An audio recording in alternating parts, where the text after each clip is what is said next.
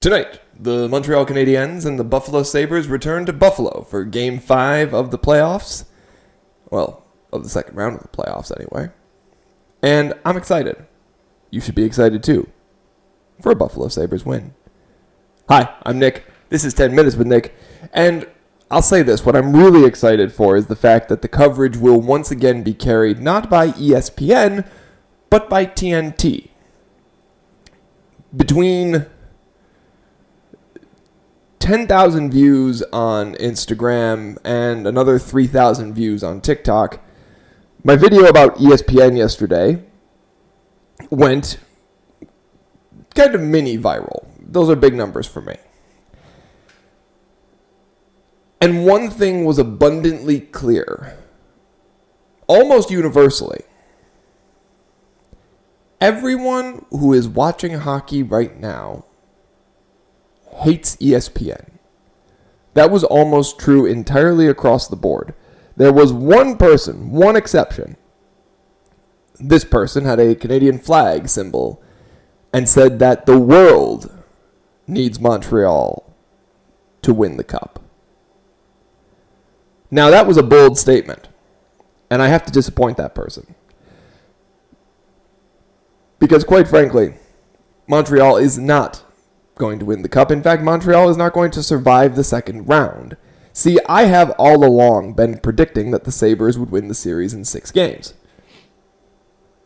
Admittedly, my prediction is now coming down to the wire. Rubber is meeting the road, as it were.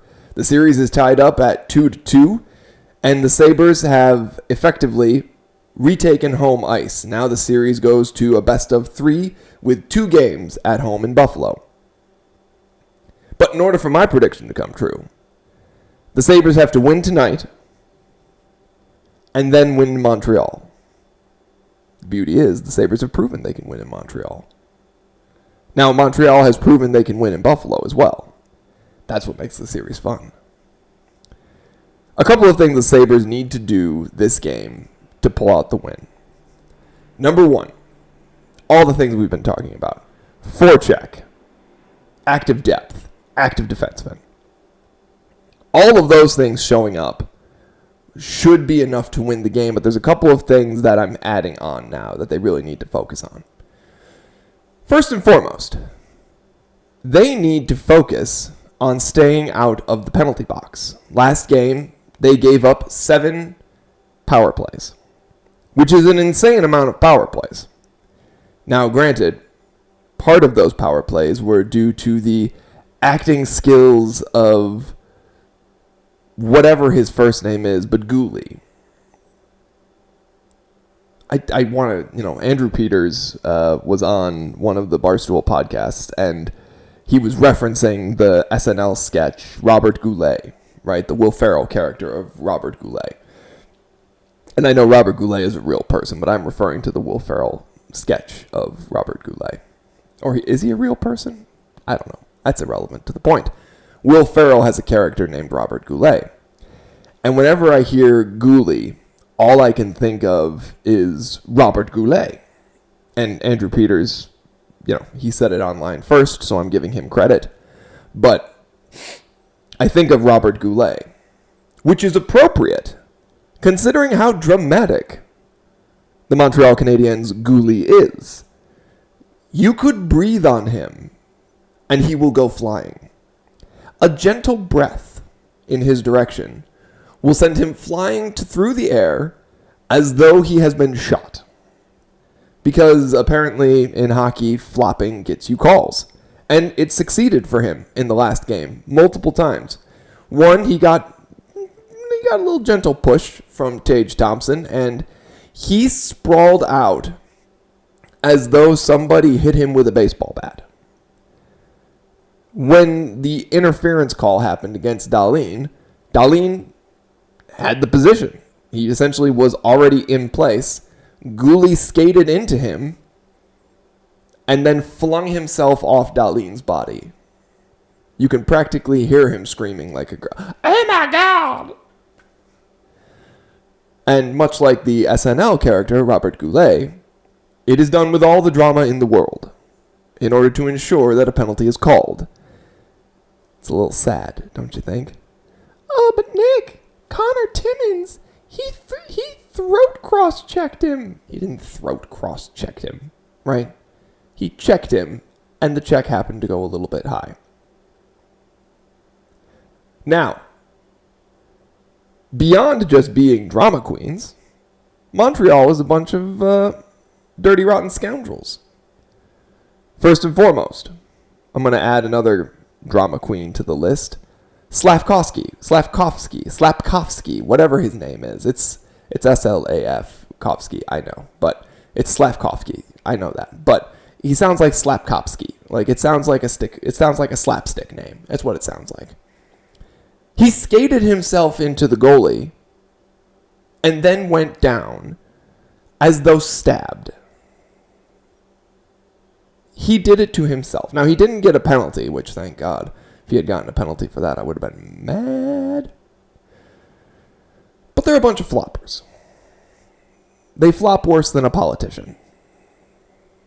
And then they have the audacity to do something like what Chekai did to Konsta Helenis behind the play, where Helenis got, on his phantom interference call with the goaltender, got tripped up by the stick that Debesh stuck into his skates and went down to a knee.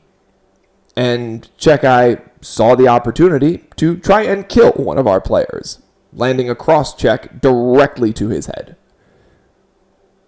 Not only did the refs not see it, the announcers didn't seem to see it. Even though we saw it on the replays about 7 or 8 times, the announcers didn't even see fit to comment on it. Hence why the world hates ESPN. Montreal is a bunch of dirty, dirty floppers. ESPN is a bunch of biased nincompoops. And thankfully the series goes back to Buffalo and TNT. TNT's not perfect, but they're better than ESPN. Sabres need to stay out of the penalty box and force the refs to see the flopping.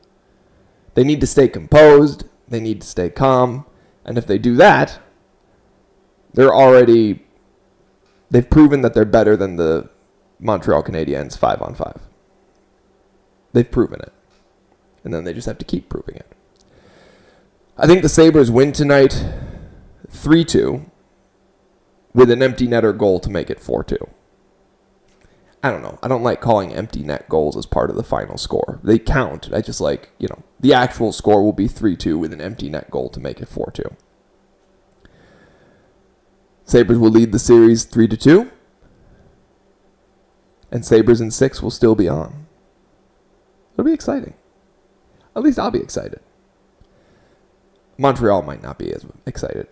I might make no more friends in the Montreal fan base. I've not made any friends in the Montreal fan base to this point. That's okay. If you spend most of your time just kind of flopping, trying to get a call, I don't want to be friends with you anyway. Now, that being said, I do love Zach Benson, who is the Sabres' just little skilled rat. But he's not as bad as any of the Montreal players. I call that out specifically to get ahead of any narrative of like, oh, but look at what Zach Benson does. Yeah, he's not as bad as any of your guys. He could spend this entire next game diving to the ice, and he wouldn't be as bad as any of the floppers that are on the Montreal bench. Like an impressive amount of flopping going on that side.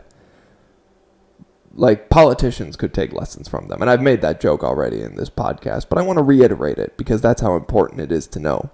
These guys are diving all over the place. They're an Olympic diving team. And if you think the world is hooking its hopes for a Stanley Cup onto Montreal, I think you are very mistaken. As we noted yesterday, Montreal finds itself in a weird place as part of Quebec. It's part of Canada, that much is true, but it doesn't think it's part of Canada. It's certainly not part of France, or the rest of Europe. Quebec is its own island. Its own sort of weird spot in the world, which is why I don't think the world is hooking its hopes for a Stanley Cup on Montreal, Quebec.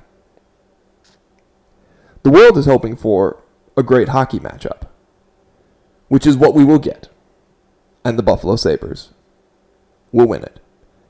3-2 will be the final 5-on-5 score with a 4-2 empty netter. That's my prediction.